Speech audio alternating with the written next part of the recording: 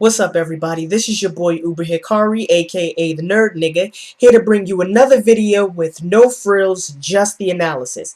And today I'm going to be bringing you a video that's a postscript, sort of addendum to a video that I did with the Cloud Village, my collab channel. So if you don't know about the Cloud Village, subscribe right now. I'll post the link in the description box below. So, just want to shout out, my collab channel right quick. But anyway, this video, I'm just making this video to sort of as an addendum to that discussion that I had with Darius19R, J-Man, Kingfo, Jason, GT the King, Hadosen, Goku, about what makes a character evil. So I just want to, clarify some things that might not have been clear, in that video. So the first thing you have to do is, obviously you have to define evil. And one of the initial problems that you run into, at least that, I find myself running into, if you want to approach this, sort of topic of, what defines evil in any sort of philosophical or, rationally thought out way, is you have to, figure out if you're talking about objective, morality versus subjective morality, that, age old, philosophical debate that goes back thousands and thousands of years. I don't want to get into that debate. I mean, if you want to, have that debate amongst yourselves, or if you want to, ask me questions about that debate in the comment section below, you're definitely free to do that. I'll spar with you guys, go through some, intellectual sparring, but I don't want that to, overshadow the rest of this video. So I won't be addressing that question of objective morality versus subjective morality, too much in this video. But I will say this. For me personally, I don't believe in objective standards of morality.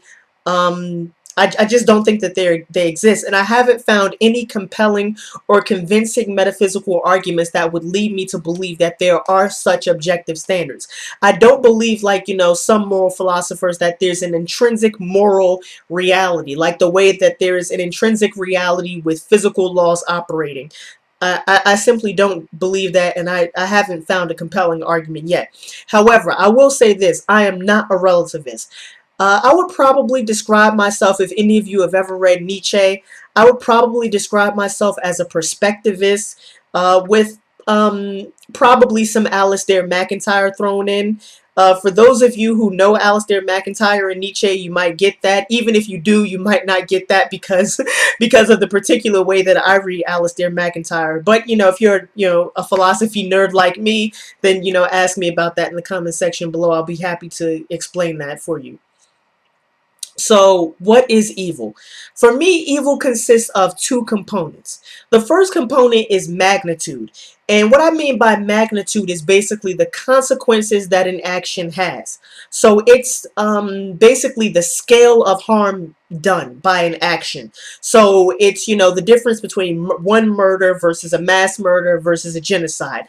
It seems to me that if you kill one person, and this question of, magnitude or the scale of harm is very important, because it seems to me that some of these things can be redeemed. If a person can be redeemed if they engage in these actions, but they can't be redeemed if they engage in other sorts of actions. So, for example, in that Cloud Village discussion, you'll hear me talking about, magnitude of an action, and I gave the example of a person who, rapes and kills a woman. Now, a lot of you may say that's evil, and I would agree that the particular action is evil, but for reasons I'll get to later on in the discussion, I don't think that you could classify the individual as evil. I think, they meet certain conditions that would lead to that path, but they aren't quite evil yet. And the reason I say that is because of this. Imagine a person, like I said, who, rapes and kills a woman. But they feel very, very guilty for their actions. They feel a lot of remorse for their actions. And we send them to prison, and they stay there in prison for, 30 years, I don't know, 20 years. But they do a lot of good work while they're in prison. They let's say they get, some sort of degree, and they become a leading expert in, some field of, physics. Let's say they make some sort of contribution to humanity. And let's say that after they get out of prison, they start, a charity in remembrance of the person that they, raped and killed. And let's say they reform their lives. And let's say they do a lot of good things in their life. Now, of course, that doesn't wipe out the fact that they've raped and killed someone. I'm not saying that. But what I am saying is that you can't label that individual evil, because it seems to me that the act of murdering one person, raping and murdering one person, is to some extent, at least, if not redeemable, then it seems to me that there's something that they could do to atone for their sins. And there's, well, not completely atone, I don't think, but there is something that they can do that would contribute to humanity. And so you couldn't properly say that they were evil, although you could still classify their actions as evil. Now, the second component, so we're talking about, the first component of evil that I think is, magnitude. And, if you could engage in a genocide, I don't see how you could ever atone for that. And there's not enough charity in the world for you to wipe out what you would do in a genocide. But I think that's the first component. The second component is what I would call the psychology of evil. So you're either a sociopath or you're a psychopath. So a sociopath is someone who's unconcerned with the feelings of others.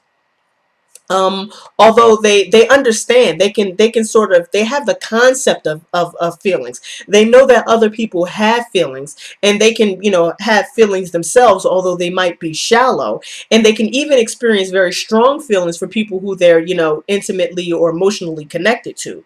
But they're generally unconcerned with the feelings of strangers. They have a general disregard for the rights of others, which means that they generally engage in acts of violence against other people.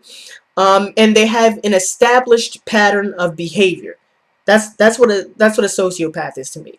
A psychopath is someone who lacks empathy, who lacks emotional depth, who just does not understand the concept of emotions, who does not understand the concept of empathy, no matter if you're talking about someone who's close to them, like a family member, or if you're talking about someone who's, completely alien to them, like a stranger.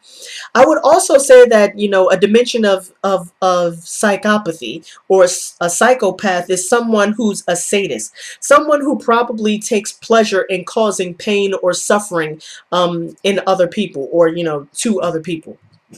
And the last dimension of a psychopath, I would say, is probably someone who's egocentric, someone who's selfish, someone who's self-centered, probably has some, qualifies for some sort of diagnosis of, narcissistic personality disorder, somebody like that. So the psychology of evil is, either you're a sociopath or a psychopath. And I would say, again, it has to be an established pattern of behavior. It has to be a sort of, psychological disposition or a psychological worldview that allows you to engage in a certain pattern of behavior that would, allow you to just completely, to act with complete and utter disregard for the sort of rights and emotions of other people. So that's what I would say an evil person is. So I would definitely make the distinction between an evil action and an evil person. I would say that, again, a person can, engage in a certain action that's evil, but they themselves could not be evil unless they had the additional second component of having, the psychological, disposition or worldview. So what qualifies a character as evil, or rather, not what qualifies a character as evil, I've already discussed that, but what characters would qualify as evil? Oh wait, before I get into that, let me just say this. Villains and evil characters overlap. So I know a lot of you people would, well, probably be saying, that's obvious, but I just, want to point that out. And also some slight, not slight, but also some sort of stipulations or qualifications about that. You can't have one without the other. In other words, if you're a villain, you're evil, and if you're in a story and you're evil, you're, almost certainly a villain as well. But a villain is not necessarily an antagonist. It's entirely possible in, narrative, any sort of narrative, whether fictional or non-fictional, for there to be a sort of, villain, but a villain who does not overtly oppose the protagonist. So the only time that a villain would become an antagonist is if they overtly oppose the protagonist. Otherwise, they're just a villain and not necessarily an antagonist. So what characters would qualify as being evil? Now, if you listen to that Cloud Village discussion, you'll notice that the discussion started sparked off, or was sort of sparked when I said that Griffith isn't evil. Um, and there was a commenter, Brown Noise. Shout out to Brown Noise. Who came up with the argument? Who came up with a set of arguments? I think he had three arguments for why Griffith was in fact evil. So the first one he gave, the first reason he gave for why Griffith from Berserk was evil. Also, if you haven't read Berserk, you should, really read Berserk. I mean, it's just freaking awesome manga. Uh, One of the best manga I've ever read. I mean, it's really that good. I mean, it's really good. So if you haven't read Berserk, read Berserk. And I'll probably do a manga review of Berserk, but I have no idea when that will come out. But it will come out at some point in the future. But the first argument that Brown Noise made for why Griffith is evil was, he said that, well, Griffith is engaging in mass manipulation, and isn't mass manipulation evil? And I would say not necessarily. It sort of depends. It's possible for you to manipulate people into doing a good thing, and under those circumstances, I would say that the mass manipulation is in fact not evil. And in fact, there may be some instances where the mass manipulation of people for the purpose of doing good would actually be necessary. There's some cases where you might actually be morally obligated to engage in mass manipulation in order to achieve a good outcome. Now, that, of course, is contingent upon what sort of ethical theory you're working with, but it's possible. A sort of um, second response to that would be that Griffith's mass manipulation is not quite evil, because he's unified a kingdom against Ganishka. Now, Ganishka is overtly evil. I mean, 6'6" son of a bitch. I mean, this guy is overtly evil, and Griffith is actually fighting against Ganishka, and he's been able to unify a kingdom that had been broken by Ganishka's army and just ravaged by Ganishka's army. He's able to reunify this kingdom and to fight against Ganishka. And also the methods and the means that he uses are not, they're not evil. I mean, he of course he's using these people to further his own self-interest, and I suppose you could claim that that's evil, although that, in terms of magnitude, that's not very evil. He's using them for their self-interest, so what? But these people, he's not treating these people as if they're slaves. Um, I mean, of course, like I said, he is using them as a means to an end.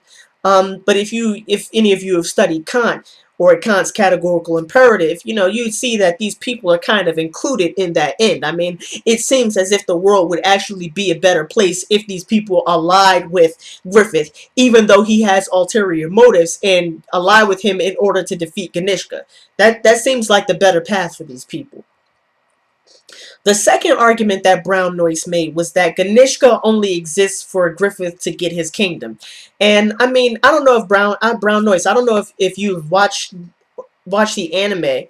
Well, I don't even think Ganishka gets into the anime, because the anime sort of cuts off right at the sacrifice of the God Hand ceremony. But I don't know if you've read the manga, but that's just not true in terms of plot. Femto, as Griffith is now known after the sacrifice of the God Hand ceremony. Femto did not create Ganishka. Um, Although you could argue, well, I mean, it is sort of arguable that um, Femto slash Griffith has allied himself with the forces of evil that have created Ganishka, but he only made that alliance after Ganishka was created. So again, he really doesn't have any involvement in sort of creating Ganishka. But more than that, Ganishka became an apostle of his own accord. I mean, he was the one who went through the ceremony of sacrifice to become an apostle, and he, engaged in that sort of, evil action, and, decided to, do all the evil things that he did after he became an apostle, and he did that of his own accord. Femto Griffith, really had no bearing on how Ganishka, came to be who he is. So just like the first argument, that's a this argument is also somewhat sketchy with respect to how you would argue that Femto Griffith is evil. But here's the third argument that Brown Noise makes, and here's the point at which I would probably concede that Griffith is in fact evil, although there are some qualifications of that as well. Griffith has allied himself with the idea of evil, or with the essence of evil as it's known in the manga, and the translations are somewhat sketchy, so I'm not too sure about the translation of that, but something along those lines. And this is the one that's most important, and it might seem obvious. Of course, you're evil or you're a villain if you ally yourself with the essence of evil or with the idea of evil. But Griffith has allied himself with the essence of evil, and in that sense, I think that he might be considered evil. And even now that I'm thinking about it, I know I said I was willing to concede the argument that Griffith is evil. But even now that I'm thinking about it, it just doesn't seem like he has the psychological disposition. I suppose that if there ever came a point in time where Griffith had to kill a huge number of innocent people in order to get his kingdom, I suppose he would do that, and I suppose that would qualify, or satisfy the second condition of the psychological disposition of evil. So I suppose in that sense, Griffith is evil. But also, here's the thing, here's the point at which it gets, somewhat complicated. It's complicated because of Griffith's backstory. Like I said, if any of you have read the manga, and I know I said this in a previous video that I put out, but Griffith is probably the only villain or the only evil character where I can really empathize with him, and I really get, I can really see his point of his sort of perspective on the whole issue. I mean, for those of you who don't haven't read Berserk the manga, and read about Griffith's backstory, I won't spoil it for you, but I will say this: Griffith went through some bad shit. I mean, bad shit, and I mean, the experiences that he went through were so traumatic that it probably warped his worldview.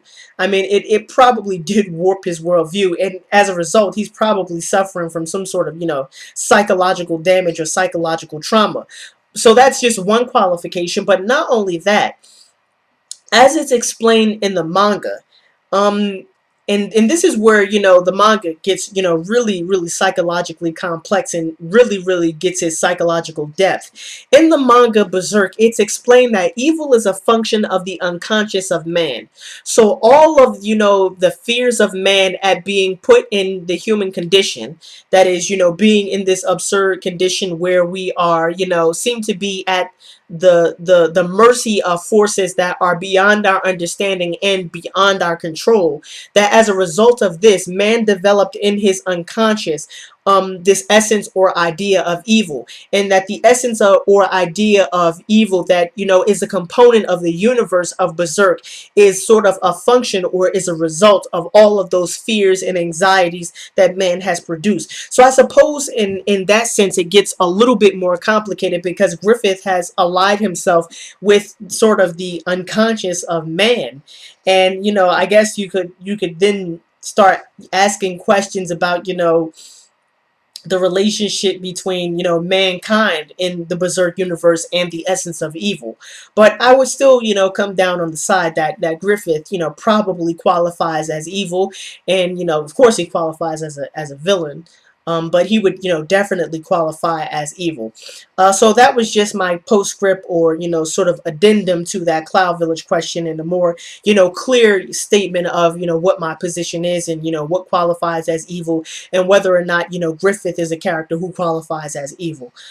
So yeah, this was your boy Uber Hikari, aka the Nerd Nigga. Just brought you another video with no frills, just the analysis. Peace and have a blessed day.